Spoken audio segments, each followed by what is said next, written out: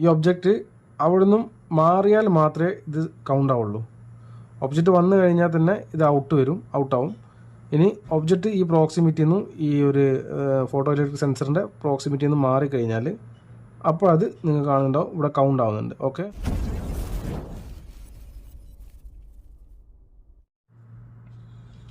നമസ്കാരം, പുതിയൊരു വീഡിയോയിലേക്ക് എല്ലാവർക്കും സ്വാഗതം. ഇന്ന് നമ്മൾ ചെയ്യുന്നത് കഴിഞ്ഞ തവണ ഞാൻ ചെയ്തൊരു വീഡിയോൻ്റെ കണ്ടിന്യൂഷനാണ്. കഴിഞ്ഞ തവണ Eaton TRL27 എന്ന് പറഞ്ഞൊരു മോഡലിനെ കുറിച്ച് ഞാൻ ഒരു വീഡിയോ ചെയ്തിട്ടുണ്ടായിരുന്നു. ഈ ഒരു ടൈപ്പ് മൾട്ടി ഫംഗ്ഷൻ ടൈമറിനെ കുറിച്ചിട്ട് ഇതിൻ്റെ വർക്കിംഗ് എങ്ങനെയാണ്, ഇതിനെങ്ങനെ ടൈം സെറ്റ് ചെയ്യുന്നത്, ഇതിൻ്റെ കോണ്ടാക്ട്സുകൾ എങ്ങനെയാണെന്നൊക്കെ ഉള്ള വിശദമായിട്ട് ഞാൻ കഴിഞ്ഞ തവണ വീഡിയോ ചെയ്തിട്ടുണ്ട്.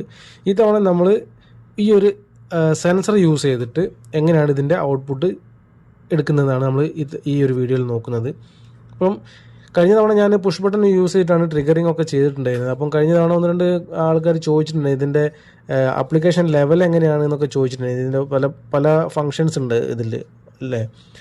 ഈ പല ഫങ്ഷൻസിൻ്റെ ആപ്ലിക്കേഷൻ ലെവൽസൊക്കെ എങ്ങനെയാണ് ഒരു കൺഫ്യൂഷനൊക്കെ ഉണ്ടായിരുന്നത്, അതങ്ങ് ചോദിച്ചിട്ടുണ്ടായിരുന്നു 1-2 ആൾക്കാർ. അപ്പോൾ നമ്മൾ ഈ ഒരു സെൻസർ വഴി യൂസ് ചെയ്യുന്ന വഴി നമുക്ക് മാക്സിമം അതിൻ്റെ ആ ഒരു ഡൗട്ട്സ് ക്ലിയർ ചെയ്യാൻ ശ്രമിക്കാം ഞാൻ ഈ ഒരു വീഡിയോ വഴി.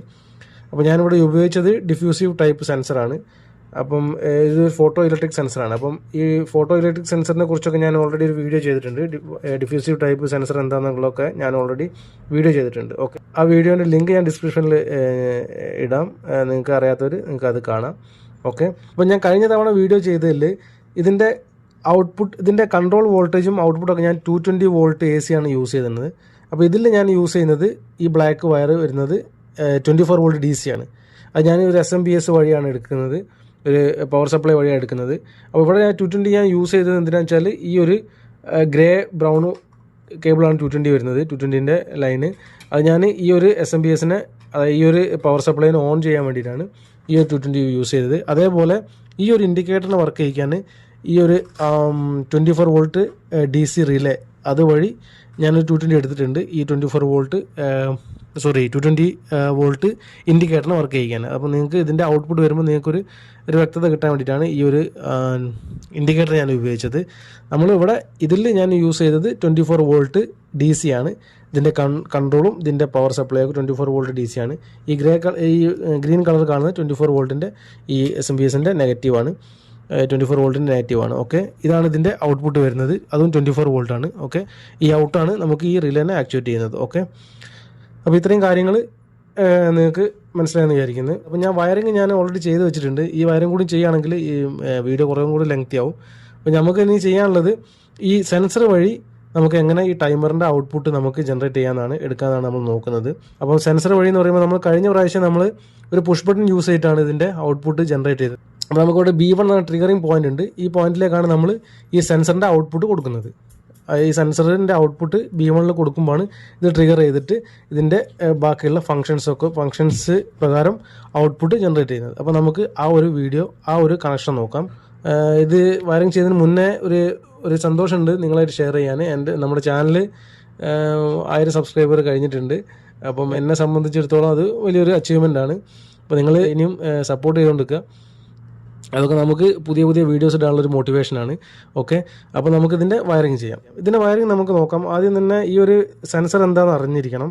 ഈ ഒരു സെൻസറിനെ കുറിച്ച് ഞാൻ ഓൾറെഡി വീഡിയോ ചെയ്തിട്ടുണ്ട്, കാണുന്നുണ്ടാവില്ലേ. ഓക്കെ, ഇതിനെക്കുറിച്ച് ഞാൻ ഓൾറെഡി വീഡിയോ ചെയ്തിട്ടുണ്ട്. ഞാൻ ഡിസ്ക്രിപ്ഷനിൽ അതിൻ്റെ ലിങ്ക് കൊടുക്കാം. ഇത് ഒരു ഫോട്ടോ ഇലക്ട്രിക് സെൻസറാണ്. ഇത് PNP ഔട്ട്പുട്ട് തരുന്നൊരു സെൻസറാണ്. PNP ഔട്ട്പുട്ട് എന്താ, NPN ഔട്ട്പുട്ട് എന്താ, അതും ഞാനൊരു വീഡിയോ ചെയ്തിട്ടുണ്ട്. അതിൻ്റെ ലിങ്ക് ഞാൻ ഡിസ്ക്രിപ്ഷനിൽ കൊടുക്കുക. പറയാത്തവർക്ക് ആ സെൻസർ അതിൽ കയറിയാൽ നിങ്ങൾക്ക് ആ സെൻസറിനെ കുറിച്ച് മനസ്സിലാക്കാം. അപ്പോൾ ഇതൊരു 4 വയർ സെൻസറാണ്. ഓക്കെ, ഈ ബ്രൗണും ബ്ലൂ ആണ് ഇതിൻ്റെ സപ്ലൈ എന്ന് പറയുന്നത്, 24 വോൾട്ട് സപ്ലൈ എന്ന് പറയുന്നത്. ഈ ബ്ലാക്ക് ഇതിൻ്റെ ഔട്ട്പുട്ടാണ്. ഈ വൈറ്റ് വേറൊരു പർപ്പസിനാണ്, dark on mode, light on mode എന്നൊക്കെ ഉള്ളൊരു പർപ്പസാണ്. അതൊക്കെ നിങ്ങൾക്ക് അറിയണമെങ്കിൽ നിങ്ങൾക്ക് ആ വീഡിയോ കണ്ടാൽ നിങ്ങൾക്ക് ഇതിൻ്റെ കൂടുതൽ കാര്യങ്ങൾ വ്യക്തമാവും. അപ്പോൾ നമുക്കിതിൻ്റെ കണക്ഷൻ കൊടുത്ത് നോക്കാം. ഈ 24 വോൾട്ട് DC ആണ് നമ്മളിതിൻ്റെ സപ്ലൈ. 12 to 24 വോൾട്ടാണ്, നിങ്ങൾ കാണുന്നുണ്ടാവും. 12 to 24 വോൾട്ടാണ് ഇതിൻ്റെ റേഞ്ച് വരുന്നത്. അപ്പോൾ ഈ SMPS വഴിയാണ് ഇതിൻ്റെ സപ്ലൈ കൊടുക്കുന്നത്. അപ്പോൾ നമുക്കതിൻ്റെ സപ്ലൈ കൊടുത്ത് നോക്കാം. ബ്രൗൺ പോസിറ്റീവും ബ്ലൂ നെഗറ്റീവുമാണ് വരുന്നത്. ആ കണക്ഷൻ നമുക്ക് കൊടുക്കാം.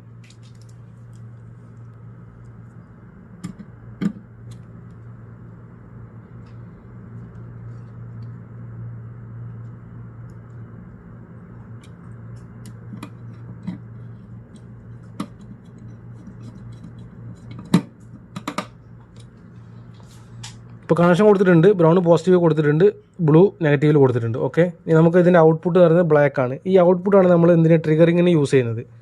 നമ്മൾ അവിടെ പുഷ് ബട്ടണാണ് യൂസ് ചെയ്യുന്നത് കഴിഞ്ഞ വീഡിയോയിൽ. ഇതിൻ്റെ നമ്മൾ ട്രിഗറിങ്ങിന് യൂസ് ചെയ്യുന്നത്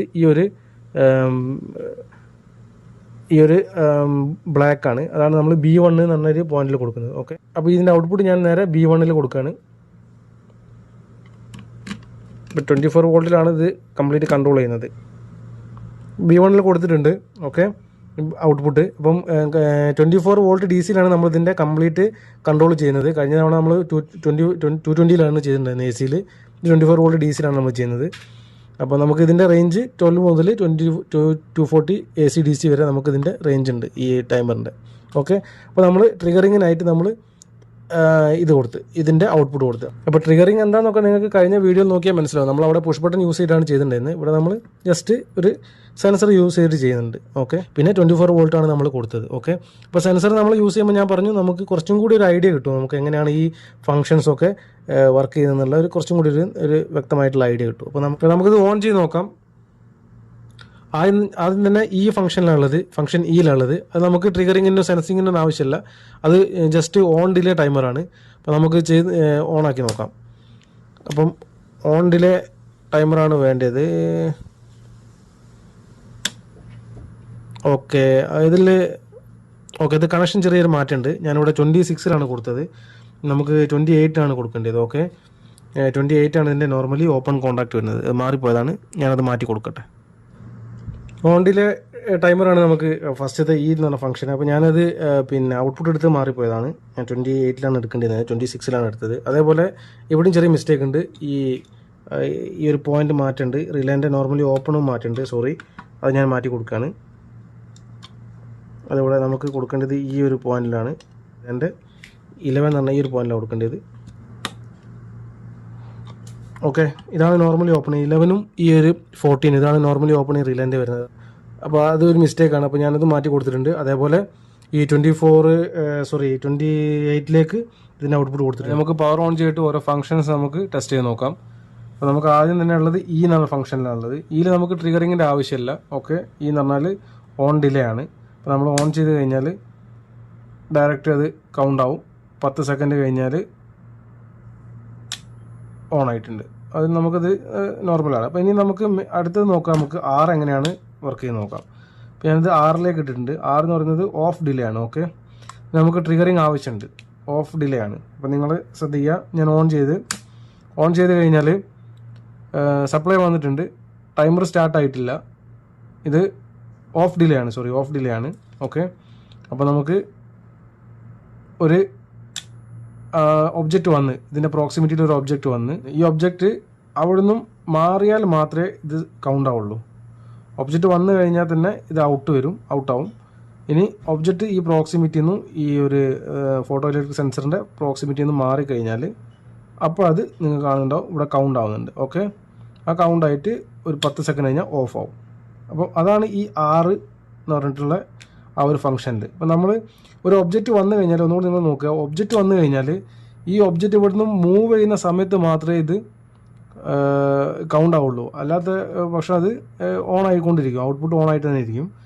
ടൈമർ ഫംഗ്ഷൻ ചെയ്യില്ല. അപ്പോൾ അവിടെ വന്നിട്ട് അത് തിരിച്ച് അത് വേറെ സ്ഥലത്തേക്ക് പോയി, അതായത് ആ പ്രോക്സിമിറ്റിയിൽ നിന്ന് മാറിക്കഴിഞ്ഞാലാണ് ഈ ടൈമർ കൗണ്ടായിട്ട് ഇത് ഓഫ് ആവുള്ളൂ. ഓക്കെ, നമുക്ക് WS നോക്കാം. ഞാൻ ഓഫ് ചെയ്യാണ്. WS കഴിഞ്ഞ പ്രാവശ്യം ഒരാൾ കമൻറ്റ് ചോദിച്ചിട്ടുണ്ടായിരുന്നു, R-ഉം WS തമ്മിൽ എന്താ വ്യത്യാസം ചോദിച്ചിട്ടുണ്ടായിരുന്നു. അപ്പോൾ നമുക്ക് നോക്കാം. WS എന്ന് പറഞ്ഞാൽ ഇത് സിംഗിൾ ഷോട്ടാണ്. Single shot leading edge triggering ആണ് ഇത് വരുന്നത്. അതായത് ഞാനിവിടെ ഓൺ ചെയ്താൽ നോർമലി പവർ വന്നിട്ടുണ്ട്. ഓക്കെ, അപ്പോൾ ഞാൻ ഇത് സിംഗിൾ ഷോട്ട് ലീഡിങ് എഡ്ജാണ്. അതായത് ഞാനൊരു ഒബ്ജക്റ്റ് ഇതിൻ്റെ പ്രോക്സിമിറ്റി കൊണ്ടുവന്നു കഴിഞ്ഞാൽ ആ സമയത്ത് അത് കൗണ്ട് ആവും. അത് കണ്ടിന്യൂസ് ആയിട്ട് മെയിൻറ്റെയിൻ ചെയ്താലും അത് മാറ്റിയാലും ഒക്കെ അത് കൗണ്ട് ആയിക്കൊണ്ടിരിക്കും. അപ്പോൾ അത് ഒബ്ജക്റ്റ് ജസ്റ്റ് ഒന്ന് വന്നാൽ മാത്രം മതി. പിന്നെ അത് അവിടെ നിൽക്കുന്നതോ അവിടുന്ന് മാറി നിൽക്കുന്നൊന്നും അതൊന്നും വിഷയമല്ല. ഈ ടൈമർ കൗണ്ട് ആയിക്കൊണ്ടിരിക്കും.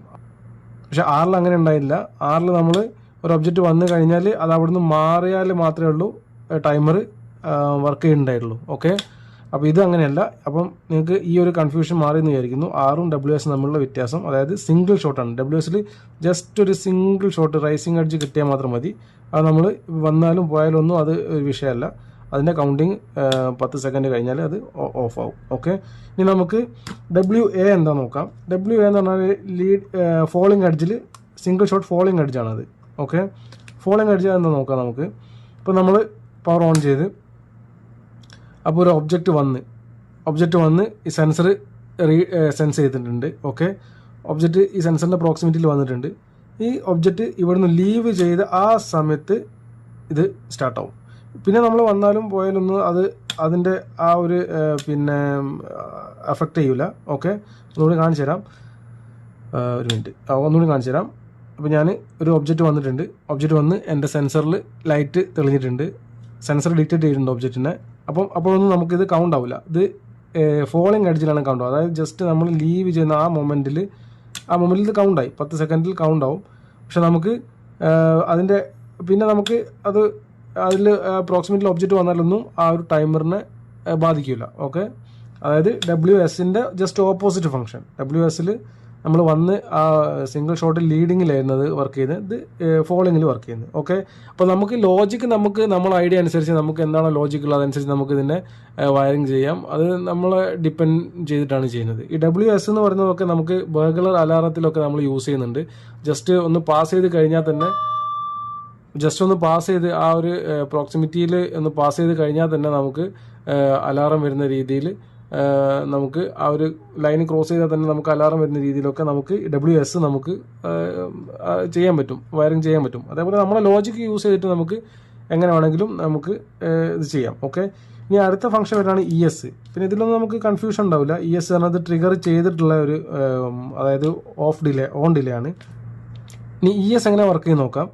ESൽ നമ്മൾ ജസ്റ്റ് ഇത് ഓൺ ചെയ്ത്, ഇത് ഓൺ ഡിലേ ആണ് വരുന്നത്. അപ്പം നമുക്ക് 10 സെക്കൻഡ് കഴിഞ്ഞാൽ ഓൺ ആവണം. പക്ഷേ നമ്മൾ ഒരു ഒബ്ജക്റ്റ് ഇവിടെ കൊണ്ടുവന്നാൽ ഇത് സ്റ്റാർട്ട് ചെയ്യും, ടൈമർ സ്റ്റാർട്ട് ചെയ്യും. പക്ഷേ നമ്മളത് മാറ്റി കഴിഞ്ഞാൽ അത് പിന്നെ റീസെറ്റ് ആവും. ഓക്കെ, അതാണ് ഈ ESൻ്റെ. അപ്പോൾ നമ്മളൊരു ഒബ്ജക്റ്റ് വന്നു കഴിഞ്ഞാൽ അത് അത്രയും നേരം അവിടെ നിന്ന് കഴിഞ്ഞാലേ ഉള്ളതിൻ്റെ കൗണ്ട് ആവുള്ളൂ. ഓക്കെ, ഇത് ട്രിഗറിങ്ങിൽ കൗണ്ട് ആകുന്നതാണ്. ഓക്കെ, അപ്പോൾ ഇതാണ് ES തമ്മിലുള്ള വ്യത്യാസം. നമ്മൾ സെൻസറിൻ്റെ മുകളിൽ ഒരു ഒബ്ജക്റ്റ് വന്ന് അത് അവിടെ തന്നെ, അപ്പോൾ നമ്മൾ മാറ്റി കഴിഞ്ഞാൽ പിന്നെയും അത് റീസെറ്റായി. നമ്മൾ ഒന്നുകൂടി വെച്ച് പിന്നെ അത് മാറ്റി കഴിഞ്ഞാൽ പിന്നെയും റീസെറ്റായി. ഓക്കെ, അപ്പോൾ ഇങ്ങനെയാണ് ഈ ES വർക്ക് ചെയ്യുന്നത്. ഇനി നമുക്ക് WU നോക്കാം. WUവിൽ നമ്മൾ ഇതിന് ട്രിഗറിങ് ഇല്ലാതെ വർക്ക് ചെയ്യുന്നതാണ്. ഓഫ് ഡിലേ ആണ്, ട്രിഗറിങ് ഇല്ലാതെ വർക്ക് ചെയ്യുന്നതാണ്. നമ്മൾ ഓൺ ചെയ്യുമ്പോൾ തന്നെ അത് ഓൺ ആയിട്ടുണ്ട്. ഒരു 10 സെക്കൻഡ് കഴിഞ്ഞാൽ ഓഫ് ആവും. ഇതിന് ട്രിഗറിങ് ഇല്ലാതെ വർക്ക് ചെയ്യുന്നതാണ്. ഓക്കെ, ഇനി BP എന്ന് പറയുന്നത് അത് ഫ്ലാഷിംഗ് ആണ്. അത് പിന്നെ നിങ്ങൾക്ക് അറിയാമോ, അതിന് പിന്നെ വലിയ ഡൗട്ടൊന്നും ഉണ്ടാവില്ല. ഒരു 3 സെക്കൻഡ് ഓൺ, 3 സെക്കൻഡ് ഓഫ് ആവും. 10 സെക്കൻഡ് അതായത് ഓഫ് ആയിരിക്കും, പിന്നെ 10 സെക്കൻഡ് ഓൺ ആവും. അതാണ് പിന്നെ BP. അതിൽ പിന്നെ നമുക്ക് ഈ പ്രോക്സിമിറ്റിയിൽ വരുന്നോ വരാത്തൊന്നും അത് വിഷയമല്ല. ട്രിഗറിങ്ങിൻ്റെ ആവശ്യമില്ലാത്തതാണ്. അത് നമ്മൾ ഇങ്ങനെ വെച്ചാലും വെച്ചില്ലെങ്കിലൊക്കെ അത് പിന്നെ ഒബ്ജക്റ്റ് ഉണ്ടെങ്കിലൊക്കെ നമുക്ക് അത് ഔട്ട്പുട്ട് പിന്നെ ആ ഒരു ഔട്ട്പുട്ട് തന്നുകൊണ്ടിരിക്കും. 10 സെക്കൻഡ് ഓഫ്, എത്ര സെക്കൻഡാണെന്ന് വെച്ചാൽ ആ സെക്കൻഡ് ഓഫ് അത്ര സെക്കൻഡ് ഓൺ ആയിക്കൊണ്ടിരിക്കും. അപ്പോൾ ഇപ്പം നിങ്ങൾക്ക് ഇതിൻ്റെ ഒരു അപ്ലിക്കേഷൻ ലെവൽ എന്താണെന്ന് മനസ്സിലായെന്ന് വിചാരിക്കുന്നു. നേരത്തെ കഴിഞ്ഞ വീഡിയോയിൽ ഞാൻ പുഷ് ബട്ടൺ യൂസ് ചെയ്തിട്ടാണ് ചെയ്തിട്ടുണ്ടായിരുന്നത്. അപ്പോൾ അതുകൊണ്ട് നിങ്ങൾക്ക് അത്ര ഐഡിയ കിട്ടിയിട്ടുണ്ടാവില്ല. ഇപ്പം നമുക്ക് സെൻസർ വെച്ച് ചെയ്തുകൊണ്ട് നിങ്ങൾക്ക് കൂടുതലൊരു ഐഡിയ കിട്ടിയെന്ന് മനസ്സിലാക്കുന്നു. അപ്പോൾ ഈ വീഡിയോ നിങ്ങൾക്ക് ഇഷ്ടപ്പെട്ടാൽ ലൈക്ക് ചെയ്യുക, ഷെയർ ചെയ്യുക, സബ്സ്ക്രൈബ് ചെയ്യുക. ഇനി അടുത്തൊരു വീഡിയോ ആയിട്ട് വരുന്നവരെ ബൈ.